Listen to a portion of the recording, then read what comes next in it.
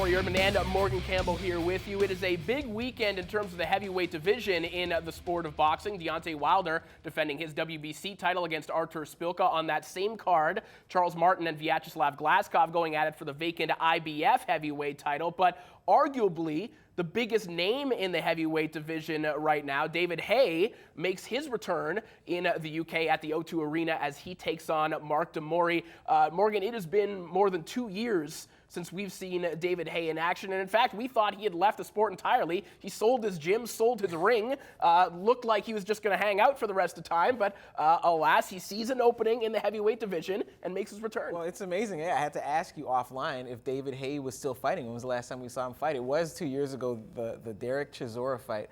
A couple of things. One, David Haye, we don't know what kind of skill set he still has after 2 years off, but luckily he's in the heavyweight division. Bodies are bigger, but the talent pool isn't quite as deep. So there's plenty of people he can practice against. And if it takes him a year to get in shape, a year to get sharp again, he has that.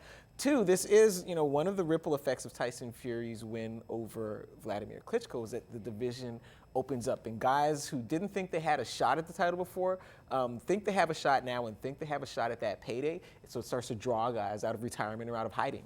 Well, we'll get into the division as a whole in a second, but there is a big question as to whether or not Haye could actually get a fight with Tyson Fury. As obvious as that matchup may seem, being an all-UK matchup, the money that it could draw there, plus the fact that we've tried to make this fight happen twice, the fact that Haye dropped out twice leaves him in a very vulnerable position when it comes to the negotiations. I wouldn't be surprised, Morgan, if Tyson Fury starts treating David Haye in the same way that Floyd Mayweather has treated Amir Khan and sort of leads him on to believe that he's going to be getting these fights and then never actually gives it to him. Because I know there's a lot of animosity business-wise between the Fury camp and between David Haye. Yeah, well, the problem with David Haye is that when he had somewhere near the amount of leverage that Tyson Fury had, he, for whatever reason, found ways not to make this fight. Now Tyson Fury has all the money. He represents the payday. He has the belt, but he also has all the leverage. So now here comes David Haye back because he smells the money. Hey, why don't we fight now? Well, you never wanted to fight me before, David Haye, so why should I fight you now? And this is the bind David Haye's in, and maybe his best bet is to pick up one of the, because when Fury wins the title, Fury defeats Klitschko, the heavyweight crown starts to splinter.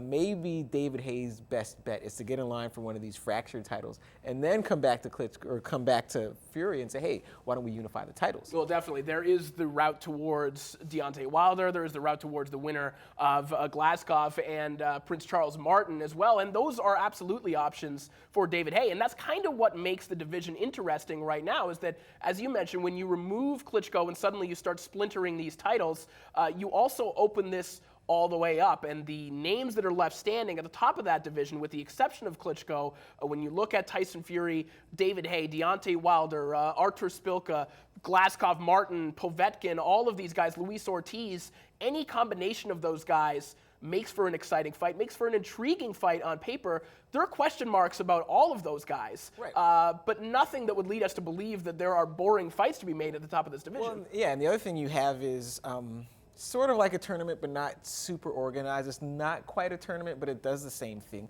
because there's all these fights out there that could be made, and the difference now is that, again, with the exception of Ortiz, who's on the HBO Golden Boy side of this partisan promotional divide, but so many of these guys are on the same side of that chasm that not only can these fights be made, and not only should they be made, but many of these fights probably will be made. It's just a matter of which ones happen first. On this fight in particular, we wouldn't imagine that Haye encounters too much trouble with Mark Demori in this fight. Of course, Demori has mostly feasted on the typical guys that you would see guys feast upon as they move their way up the heavyweight ladder, the Dominique Alexanders, the Rob Callaways of the world. This is a gargantuan step up for a Croatian fighter to face David Haye. I could see Haye maybe carrying him a little bit and shaking off some of that ring rust if he wants, but I still think it is in Haye's best interest to get that highlight reel knockout if he does want to start pressuring for some of these other fights. Yeah, well, and again, but that's part of the situation Haye's in, and it's also part of, it's a bit of the dilemma in that if you make this comeback in the United States, your first few fights, because of the way the boxing industry is in the United States, might not be huge TV events, but in England, boxing is not that different from soccer. When it's on TV, it's on TV, and everyone sees it. So it's not really in David Haye's best interest. In one sense, it is in his best interest to go a few rounds and use this as just an extended sparring session, an extended tune-up. But again, to your point, to put pressure on Tyson Fury, he might need to go out and try to do something spectacular. Because again, in England, it's not as a boxer, it's not as easy to hide from the public and do this work away from fans' eyes. Well, Saturday will be a full day of heavyweight action. We're definitely looking forward to that. More of Fight News Now continues.